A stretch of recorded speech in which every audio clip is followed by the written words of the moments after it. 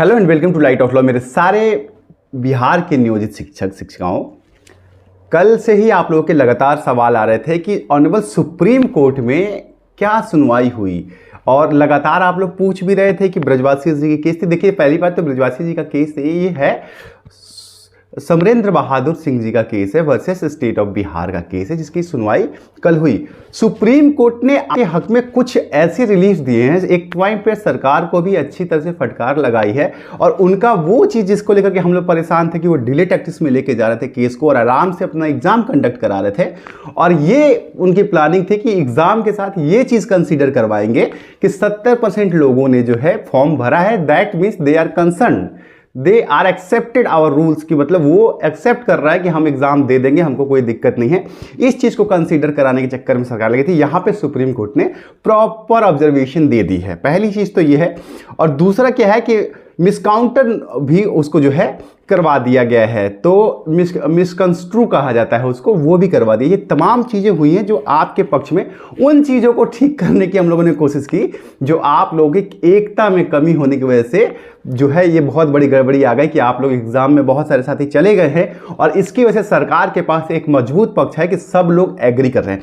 इस पर supreme court में जब सुनवाई शुरू हुई, इसके पहले देखिए मैं आपको बताता हूं कि एक जो है प्रमोद कुमार यादव जी की याचिका जो है ये 19 तारीख को ही फाइल हो गई थी, यही संबंधित कंसर्न में। इसमें थोड़ा सा गड़बड़ हो गया था जिसकी वजह से थोड़ा सा दिक्कत आपको हुआ है, लेकिन फिर भी आप लोगों के पक्ष में बहुत बड़ी बड़ी चीजें आई हैं जो आपके लिए रिलैक्सेशन हैं। ये भी है उसके अंदर की मतलब सरकार को भी ऑनरेबल सुप्रीम कोर्ट ने कुछ डायरेक्शंस दे दिए हैं, और हाई कोर्ट को स्पेशली उन्होंने ऑब्जर्वेशंस दिए हैं। ये जो चीजें हैं आपके पक्ष में होंगी, और नौकरी की सुरक्षा और एग्जाम को रद्द करने की बात, इन दोनों पहलुओं पर ऑनरेबल सुप्रीम कोर्ट ने अपने ऑब्जर्वेशंस रखे हैं। हालांकि सुनवाई बहुत लंबी नहीं हुई, तो चलिए मैं सारे पहलुओं पर आप सबसे बात करूंगा वन बाय वन करके। चैनल पर नए या पुराने साथी आप सब्सक्राइब करके जुड़ सकते हैं, लेकिन मैं पहले आप लोगों को, बहुत सारे साथी जो है एग्जाम जो दे रहे हैं उनको लेकर के, एनसीईआरटी को लेकर के थोड़ा डिफिकल्टी में है कि एनसीईआरटी को कैसे करें। तो देखिए मेरे स्क्रीन पे आपको दिख रहा होगा कि ये किरण पब्लिकेशन की चैप्टर वाइज एनसीईआरटी और एससीईआरटी की 5000 प्लस एमसीक्यू है, कक्षा 3 से लेकर के 10 तक के सारे एनसीईआरटी की, चाहे वो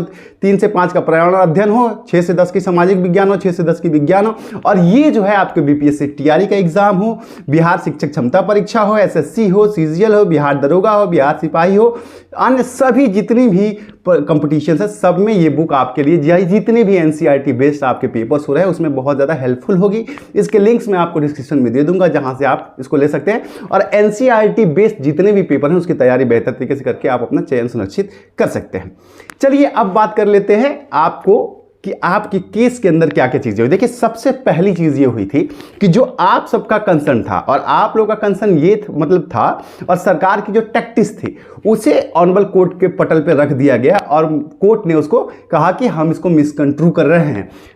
तो ये क्या था मैं बताता हूं। ये है कि मान लीजिए कि जैसे एग्जाम कंडक्ट हो रहा है, हाई कोर्ट ने रोक नहीं लगाई, सरकार ने रोक नहीं लगाई, और आवेदन 70% से ज्यादा नियोजित शिक्षकों ने कर दिया। तो ऐसे में ये ना कहा जाए आगे चल के ऑनरेबल कोर्ट के सामने सरकार ये पक्ष ना रखे कि सारे नियोजित शिक्षक इससे सहमत हैं और किसी ने कोई दिक्कत, कोई ऑब्जेक्शन नहीं किया है इस एग्जाम को लेकर के, इसलिए जो है एग्जाम कंटिन्यू हो और प्रॉपर तरीके से हो, हमारा आपत्ति दर्ज किया जाए। कोर्ट ने कहा बिल्कुल आप हमारे पास आए हैं, दैट मीन्स कि आपकी ये दिक्कत है, और सरकार इसको जो लेकर के, अब जो है सरकार इसको लेकर के ये नहीं कहेगी कि आपको दिक्कत नहीं है, आपकी दिक्कत नोट कर ली गई है, और ऑनरेबल हाई कोर्ट इस चीज को कंसीव करेगा, एक्सेप्ट करेगा। पहली चीज तो ये बड़ी बात हो गई कि सरकार का ये खेल खराब हो गया। दूसरी चीज ये जो था कि जब आपको याद हुआ कि हाई कोर्ट के अंदर जब सुनवाई चल रही थी, तो वहां पर जब समिति की रिपोर्ट दिखाई गई और यह कहा गया कि नियोजित शिक्षकों को आप नौकरी से निकाल देंगे, ऐसे पे सरकार ने यह कह दिया था कि ये तो सिर्फ एक कमेटी की रिपोर्ट है, हम इसे लागू नहीं करने वाले हैं। ऑनरेबल हाई कोर्ट ने कहा था ये आप एफिडेविट में दीजिए, आपको काउंटर एफिडेविट फाइल करना पड़ेगा। सरकार उसको लेकर के डिले कर रही थी, जिसको लेकर के ऑनरेबल सुप्रीम कोर्ट ने सरकार को साफ, सरकार की तरफ से देखिए कहते हैं नादकर्णी जी थे सीनियर एडवोकेट, वो सरकार का पक्ष रख रहे थे, उनको साफ साफ उनके जरिए सरकार को, बिहार सरकार को कहा गया कि सरकार को यह कहिए कि इसमें वो डिले टैक्टिस ना इस्तेमाल करें, डिले ना करें, इसमें किसी तरह की रोक की प्रक्रिया ना करें, जितनी जल्दी हो सके इस मामले का निस्तारण करें। ये हो गया। अब आ जाते हैं आपके इस केस के अंदर दूसरा जो पद था। देखिए आपके पास यहां बहुत अच्छी बात यह थी कि आपको भारत सरकार के पूर्व सॉलिसिटर जनरल जो थे रंजीत कुमार सर और नारायण नादरे सर, यहां तक कि अजय बंसल सर भी आप लोगों के साथ थे, और ये सारे लोग नियोजित शिक्षकों का पक्ष कोर्ट के अंदर उठा रहे थे। और वहां पर कोर्ट ने यह कहा कि देखिए प्रमोद जी की याचिका में हम लोगों ने पहले ही ये हाई कोर्ट के अंदर जो चल रहा है आपका 13 तारीख को जिसकी सुनवाई है उसमें कुछ डायरेक्शंस दे रखे हैं, इसलिए हम अभी इस पे जब तक कि हाई कोर्ट का मामला क्लियर नहीं होगा हम इस पे कोई फैसला नहीं देंगे। अब इसमें ये चीज आती है कि मैं आपको रूल्स, आप टीचर हैं, आपको मैं समझाता चलूं। जब भी कोई मामला हाई कोर्ट के अंदर विचाराधीन होता है तो सुप्रीम कोर्ट उसमें आदेश देने से बचता है, क्योंकि वो हाई कोर्ट की गरिमा का ख्याल रखता है कि अगर हाई कोर्ट भी सेम ही मैटर सुन रहा है तो पहले उसका फैसला आ जाए, ताकि वो सुपरसीड ना हो जाए, क्योंकि बाद में सुप्रीम कोर्ट जो है उसको पहले नहीं देता। ये एक प्रोटोकॉल होता है, हालांकि ये रूल नहीं है लेकिन ये सुप्रीम कोर्ट करती है। इसलिए सुप्रीम कोर्ट ने कहा कि हम आपके लिए अभी इसमें कुछ नहीं करेंगे, क्योंकि इसमें हाई कोर्ट ऑलरेडी इसी सेम मैटर को सुन रहा है। तो यहां पर यह कहा गया कि सर ठीक है, लेकिन इसमें जो सरकार की तरफ से डिले हो रही है और हाई कोर्ट की तरफ से 26 अप्रैल से और 26 से ऑलरेडी फरवरी से एग्जाम चालू है, मार्च तक खत्म हो जाएगा, जब तक सुनवाई होगी तब तक एग्जाम हो जाएगा, फिर ये लोग रिजल्ट लाएंगे ऐसे में, और फिर वो कमेटी की राय शामिल करेंगे, ऐसे में हमारे लिए दिक्कत है। इस पर सुप्रीम कोर्ट ने आपके लिए जो तुरुप का इक्का है, जो आपके पक्ष में सबसे अच्छी बात है, वो कहा कि नहीं, ऐसा नहीं होगा।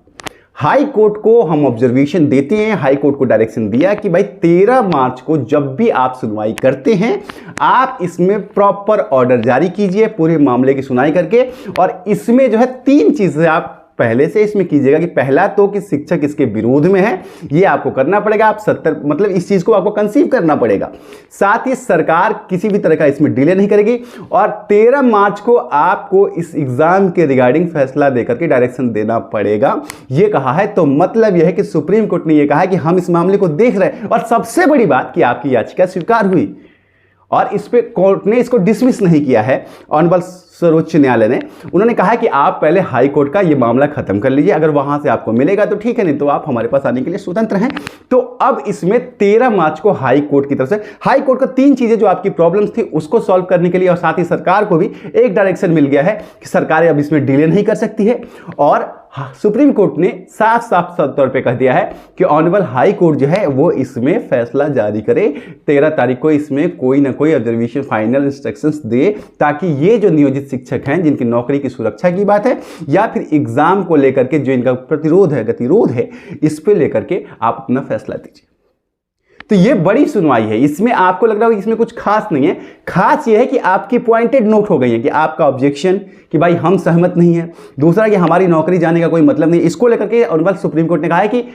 आप आइएगा हमारे पास हाई कोर्ट के फैसले के बाद। अब इसमें बड़ी बात यह है कि ऑनरेबल हाई कोर्ट को अब यह चीज समझ में आएगी कि सुप्रीम कोर्ट का डायरेक्शन आया हुआ है, सुप्रीम कोर्ट इस मामले को ऑब्जर्व कर रहा है, और ऐसे में हाई कोर्ट जो है बहुत तेजी से अपना काम करते हैं। जो बार बार डिले, जैसे कि आपने देखा कि एक ही बार में इतना लंबा डेट दे दिया गया जिसकी वजह से सारा खेल खराब हो गया, और अब इसमें जो है फैसले जो हैं वो आपके पक्ष में आने की काफी ज्यादा संभावना है। और इसके लिए एक और बेहतर बात मैं आपको बताता चलूं